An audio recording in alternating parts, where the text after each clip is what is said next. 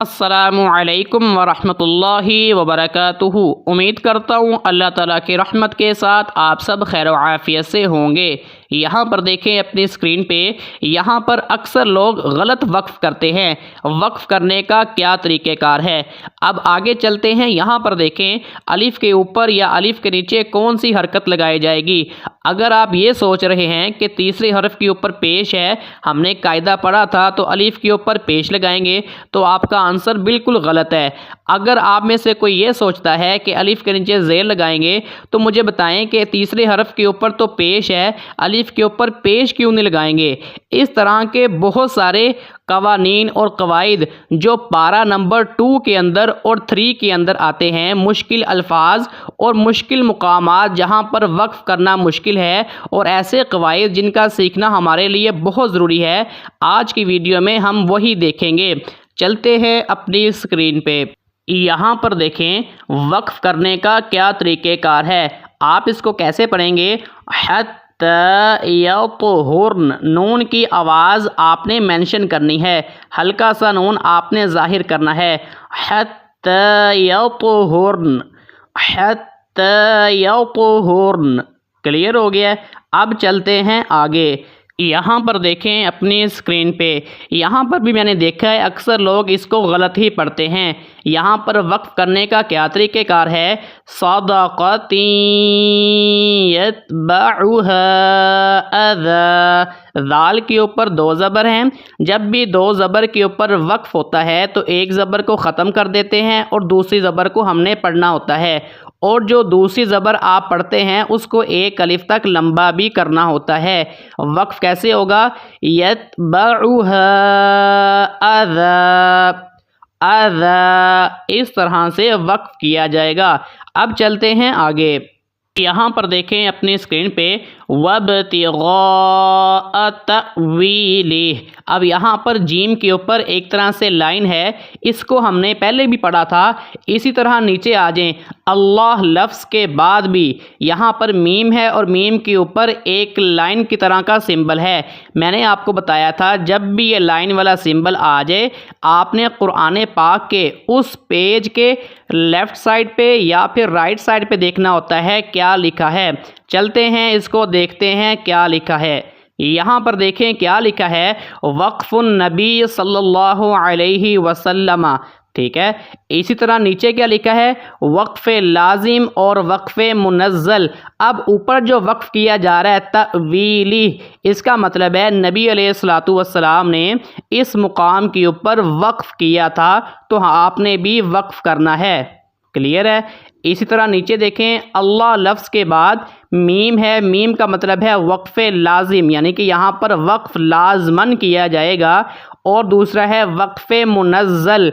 वक्फ़ मुनज़्ज़ल का मतलब होता है जब कुरान पाक की ये आयत नाजिल की गई थी, जिब्राईल अलैहिस्सलाम ने यहाँ पर वक्फ़ किया था, तो नबी अलैहिस्सलातु वस्सलाम ने भी देखा कि जिब्राईल अलैहिस्सलाम ने वक्फ़ किया है, तो अल्लाह के रसूल सल्लल्लाहु अलैहि वसल्लम ने भी यहाँ पर वक्फ़ किया था।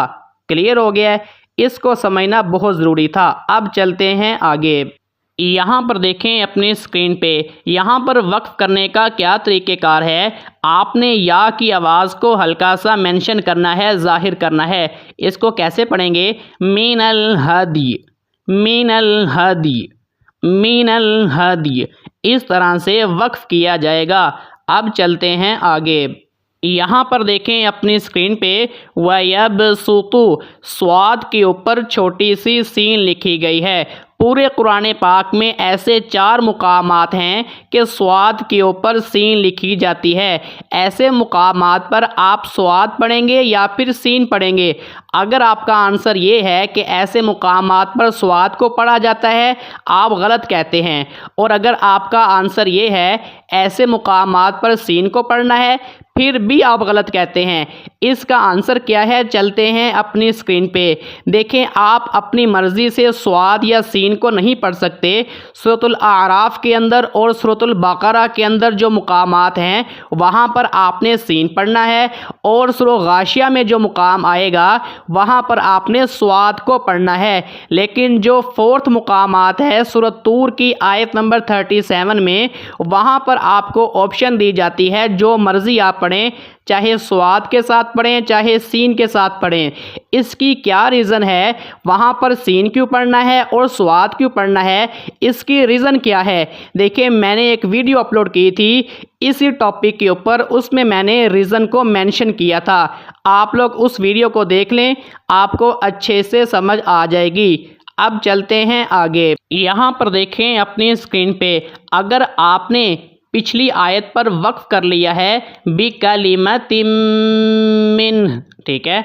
अब अगर आप आगे से स्टार्ट करना चाहते हैं, आप अलिफ के ऊपर कौन सी हरकत लगाएंगे? हमने जो कवायद सीखे थे, जो आपको पता होंगे कि तीसरे हर्फ के ऊपर पेश है तो अलिफ के ऊपर पेश लगाई जाती है, लेकिन यहाँ पर ऐसा नहीं होगा। यहाँ पर अलिफ के नीचे ज़ेर लगाई जाएगी। इसको पढ़ेंगे इस्मुहुल मसीह। क्लियर हो गया है, अलिफ के नीचे ज़ेर लगानी है। अब यहाँ पर क्वेश्चन ये पैदा होता है कि कहाँ पर ज़ेर लगानी है और कहाँ पर तीसरे हरफ के ऊपर पेश है, तो हमने पेश लगानी है। हमें कैसे पता लगेगा कि यहाँ पर पेश नहीं, यहाँ पर ज़ेर लगेगी? देखें, अरबिक ग्रामर के रूल्स के अकॉर्डिंग आपके पास कुरान पाक में 4 अल्फाज, 4 वर्ड्स ऐसे आएंगे कि आपने तीसरे हरफ के ऊपर पेश को देखना है, लेकिन अलिफ के नीचे ज़ेर ही लगाई जाएगी। उनको आप कहते हैं स्पेशल वर्ड्स, आप कह लें, ठीक है, कि तीसरे हरफ के ऊपर पेश तो होती है लेकिन अलिफ के नीचे हमेशा ज़ेर ही लगती है। 4 मुकामात आप देखते हैं अपनी स्क्रीन पे। ये 4 मुकामात जब भी आएंगे आपने अलिफ के नीचे ज़ेर ही लगानी है, चाहे तीसरे हरफ के ऊपर पेश हो। क्लियर हो गया है? मैंने इस टॉपिक के ऊपर एक वीडियो अपलोड की थी, उसके अंदर मैंने आपको बताया था कि तीसरे हरफ के ऊपर पेश तो होती है लेकिन अलिफ के नीचे ज़ेर क्यों लगाई जाती है। आप उस वीडियो को भी देख लें।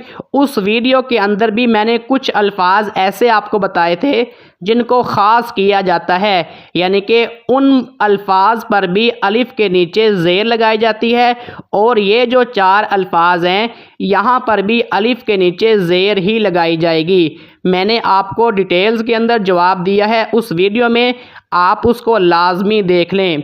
अब चलते हैं आगे। मैं उम्मीद करता हूँ कि आपको आज की वीडियो अच्छी लगी होगी। इंशाअल्लाहुल अज़ीज़ नेक्स्ट वीडियो में मिलते हैं। तब तक के लिए अस्सलामु अलैकुम व रहमतुल्लाहि व बरकातुहू।